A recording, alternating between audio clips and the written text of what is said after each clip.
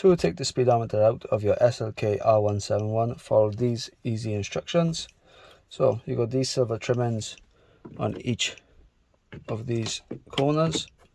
Just slightly pull on them on the edge through here, so they come out easily. They're already clipped in. You've also got this piece, which is from this area, clips in there. You want to take that out as well. Bring your steering wheel down, take a long head screwdriver or anything of some sorts, but make sure it's long. Put in the outside hole and you'll hear a click like that, and then I'll pull this one up, should be like that, to pull on this next one out here, just like that.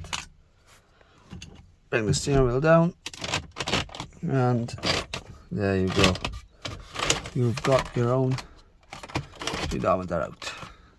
And obviously to put it back in, you just slide it gently back in, so then it clips in. Put all your remaining bits on, and then that's job done. Thank you.